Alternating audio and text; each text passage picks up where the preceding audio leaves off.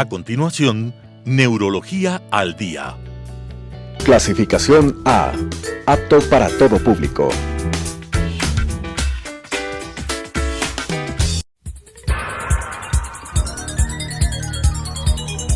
Las opiniones vertidas en este espacio por la producción y dirección del programa son de exclusiva responsabilidad de sus autores y de quienes intervienen en ellos.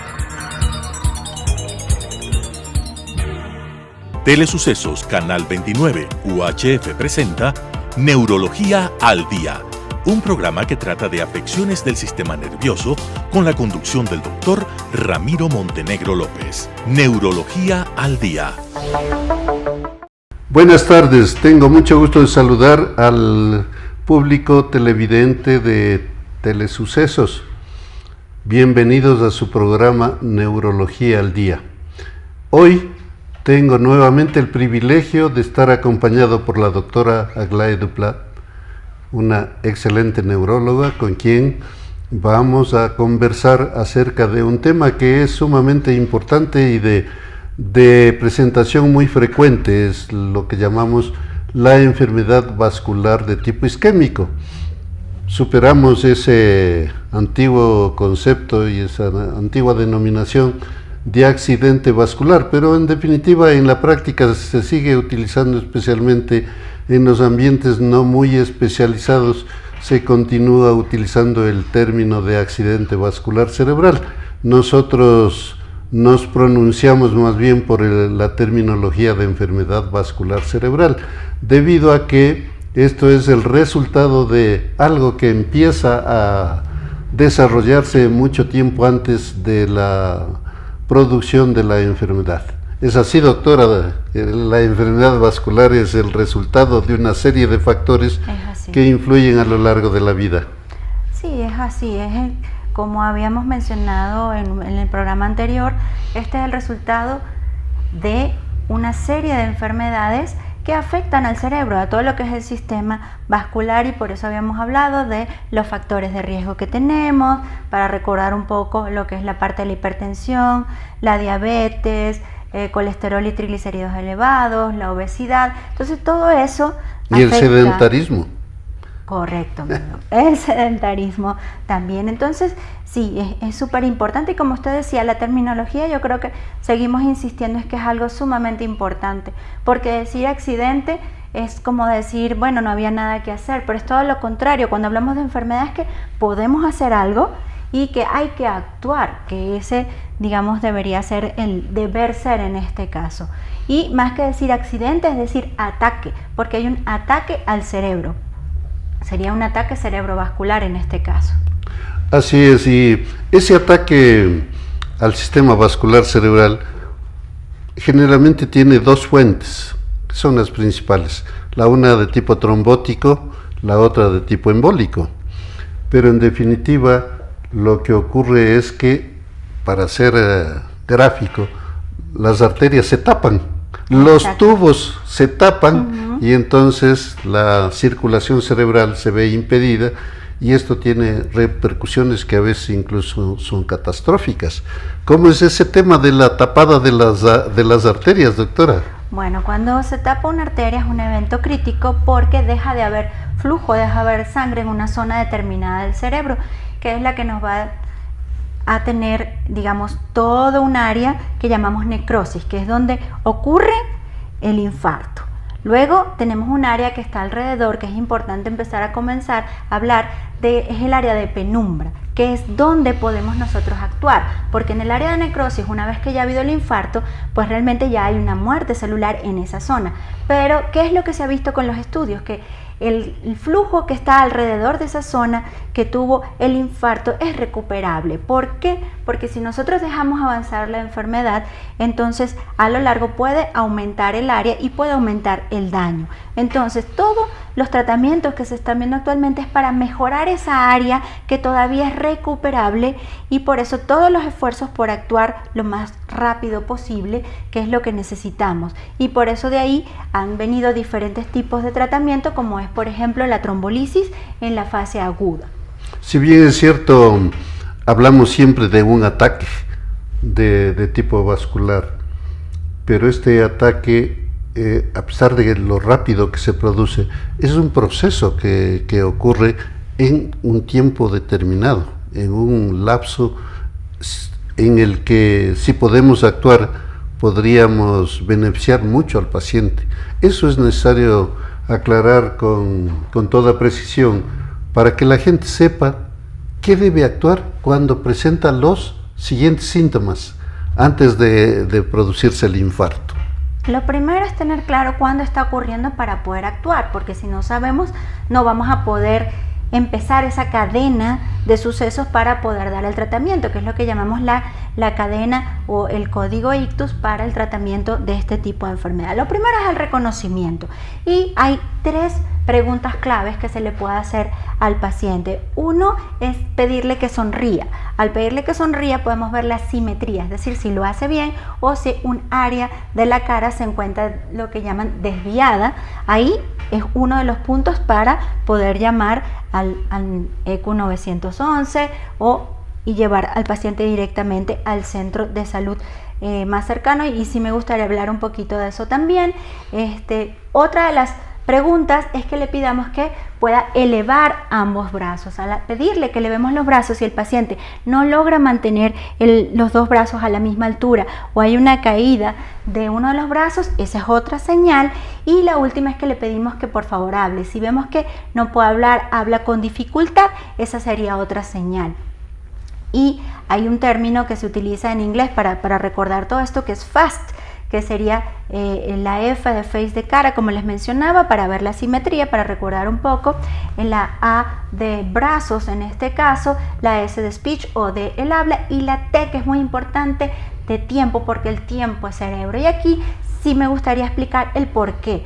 Y hay un estudio que a mí me gusta muchísimo, que se hizo de anatomía patológica, para que una vez que pasaba esto en los pacientes, queríamos saber qué era lo que ocurría en el momento en que había una ACV, y para que tengan una idea qué es lo que pasa. Por cada minuto que dejamos de actuar, mueren 1.9 millones de neuronas, y no es un número irreal, no, es real, 1.9 millones. Y no solo eso, se dañan 15 billones de sinapsis. ¿Qué significa? Que no solamente se daña esa neurona, sino la conexión que tiene esa neurona con el resto de las neuronas, que es lo que denominamos la sinapsis. Y hay un dato también, para los que les gusten los números, que se pierden 12 kilómetros de fibras mielinizadas por cada minuto que ocurre. ¿Qué significa? Si nosotros ponemos una neurona pegada a otra y las vamos pegando una al lado, vamos a ver que se pierden 12 kilómetros por cada minuto de toda esa mielina o esa capa que recubre al nervio y hace que no envíe la información adecuada. Entonces yo creo que a veces las cifras nos ayudan un poco a entender por qué tenemos que actuar con velocidad. Exactamente, y de esta atención, de esta premura con la que los pacientes acudan a un servicio donde puedan ser auxiliados, depende el futuro, depende el pronóstico, de manera que resulta sumamente importante que la gente conozca que cuando empieza con estas molestias que ha manifestado la doctora, no tiene que quedarse en la casa, no tiene que decir ya me ha de pasar, sino buscar la atención lo más pronto que pueda, porque un minuto de demora puede ser fatal.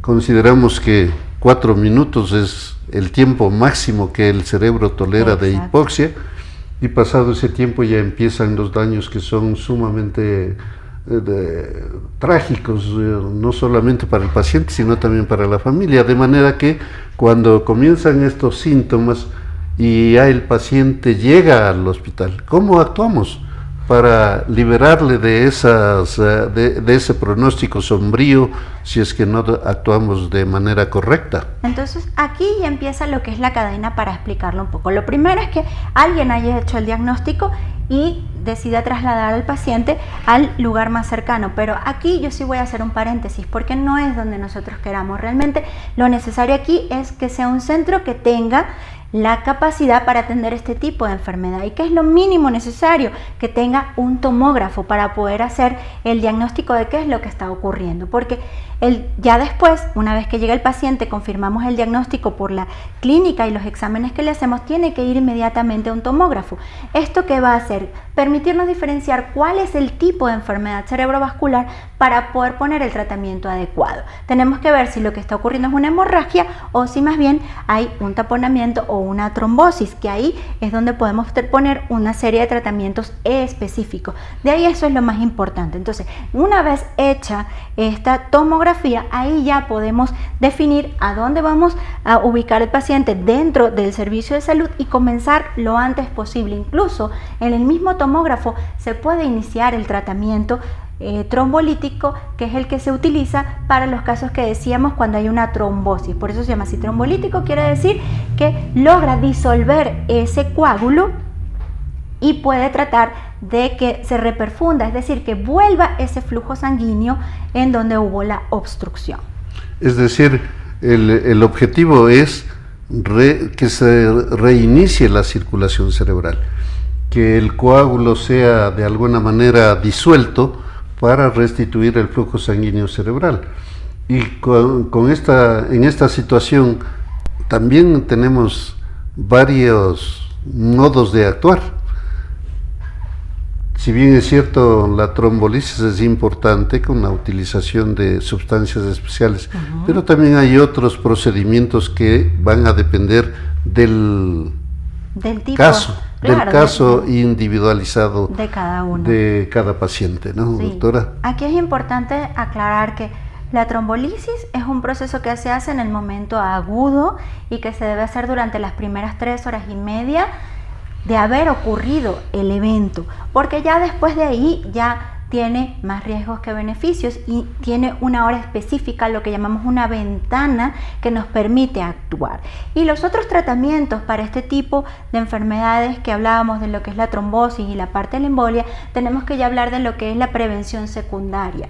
¿Qué significa? Que estos eventos pueden volver a dar, sí. ¿Por qué? Porque seguimos teniendo los mismos factores de riesgo y si no los controlamos es algo que puede repetir. Y ahí es donde hablábamos de los diferentes tipos de tratamiento que dependen del origen de qué lo causó. Si es un problema cardíaco donde el corazón está mandando una serie de émbolos hacia el cerebro, ahí tendríamos que usar los medicamentos que conocemos como anticoagulantes. Y dependiendo de si no viene de ese origen o que viene de las arterias que ya tienen ateromas o trombos dentro del vaso sanguíneo, ahí usamos más bien lo que son los antiagregantes que deben conocer, como la aspirina, el clopidogrel y otras drogas.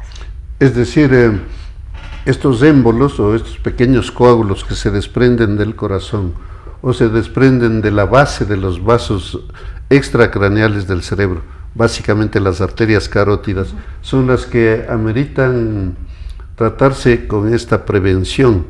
Es decir, el paciente entrará en un tratamiento prolongado, quizá hasta por el resto de la vida, en que va a necesitar o anticoagulación o la utilización de los antiagregantes antiagregadores plaquetarios. Eso hay que escoger quién es el candidato para una u otra persona. Entonces, esa es la otra fase que hacemos durante la hospitalización. En el momento agudo, ver si es candidato o no a una terapia específica y después, ¿qué tiene que haber? La segunda fase ya es buscar la etiología o lo que es la causa para ser lo más específico posible en el tratamiento, y parte del tratamiento, no nos olvidemos que tiene que ver con la rehabilitación, que es súper importante, y yo siempre les digo a los pacientes que los tratamientos en neurología son de dos tipos, los fármacos y los no fármacos. Claro. Entonces esto es fundamental en el tratamiento de todo paciente con enfermedad cerebrovascular. Y de por medio también en algunos casos habrá que ensanchar los vasos.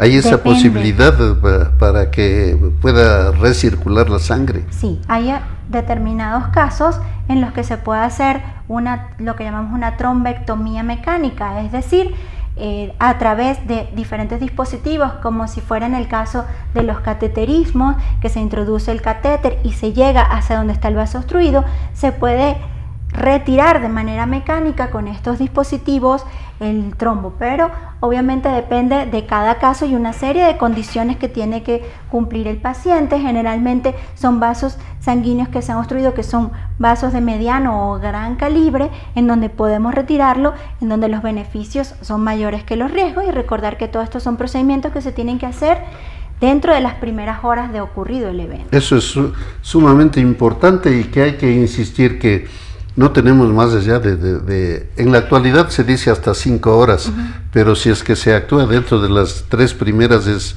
mucho mejor, porque la posibilidad de secuelas se reduce notablemente. Sí, de hecho hay muchos estudios que plantean que cada media hora que ganemos de tiempo, los resultados son muchísimo mejores. Es decir, si llegan los primeros 30 es diferente que llegue a la hora, y por eso las primeras 3 horas y media son las horas de oro.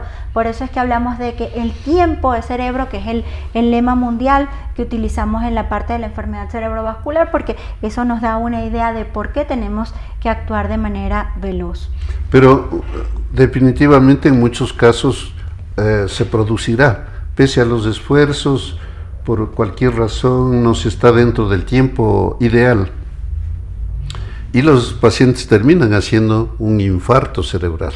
Correcto. El infarto cerebral a la vez provocará secuelas que estarán relacionadas con el tamaño del infarto, con el diámetro de la arteria afectada, y también con la incidencia que tienen los factores de riesgo, que a veces por dedicarse al infarto se olvida de que el paciente es diabético, o que es hipertenso, Exacto. o que está haciendo picos hipertensivos, de manera que el manejo del paciente con infarto cerebral es multidisciplinario. Eso es el éxito. Yo diría que el éxito del tratamiento de estos pacientes es que el tratamiento sea multidisciplinario. Necesitamos de la colaboración de otros servicios, neurocirugía en determinados casos, medicina interna para ver todos estos factores de riesgo, la parte de rehabilitación, todo lo que vendría siendo incluso a veces terapia respiratoria, la parte de logopeda, deglución. Ahí entran un sinfín de especialidades, la parte de enfermería, de los auxiliares. Incluso yo digo que parte de esto también tiene que ver mucho con la parte del familiar, para educarlo, involucrarlo en cómo es este proceso, porque la enfermedad cerebrovascular no termina en el momento en que da, sino que esto es un proceso que es largo, que es permanente y que es continuo. De ahí que lo ideal resultaría tener un centro específico para atención de enfermedad vascular cerebral, porque es una atención de alta tecnología. Correcto, se necesita tecnología porque necesitamos la parte de la trombolisis, de la parte de la trombectomía, incluso a veces neurocirugía, cuando a veces determinados casos se requieran, y sobre todo la parte de lo que en muchos países llaman el post-stroke o post-accidente o ataque cerebrovascular, que se requiere de otra serie de especialistas, y es la más importante, diría yo también. O sea, no dejando de lado la fase aguda, pero recordar que tenemos que estar en la prevención secundaria, que no vuelva a dar, en insertar de nuevo a este paciente a la sociedad y estar pendiente de todos estos signos que pueden estar ocurriendo, y no dejar al paciente simplemente con que ya ocurrió y que ya no hay más nada que hacer. Todo lo contrario, yo digo que ahí es cuando las alarmas se encienden y es donde tenemos que actuar. Es de tal magnitud lo ideal para atender a un paciente con una enfermedad vascular cerebral, que en el centro donde yo me formé se establecía que inclusive el chofer de la ambulancia y los camilleros tenían que ser especializados, porque sabían cómo tienen que manejar a un paciente que viene con trauma craneal y a otro que viene con una enfermedad vascular cerebral.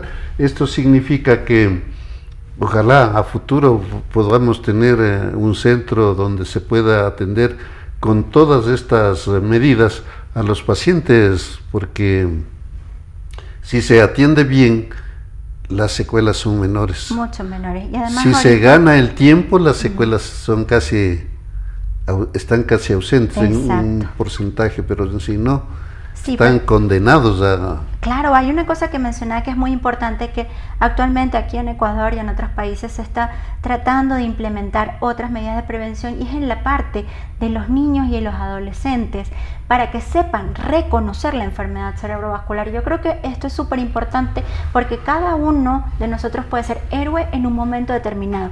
Salvar una vida solamente con la parte de lo que es el reconocimiento de la enfermedad cerebrovascular. Y es importante que las escuelas sepan reconocerlo, porque muchas veces los niños están con los abuelitos y son los que pueden marcar el 911 y poder ayudar. Yo creo que esa parte de también la prevención es importantísima, y el reconocimiento es fundamental. Y hablando de los niños también, creo yo que ya desde ahora o en el futuro cercano hay que incidir en enseñarles a nutrirse.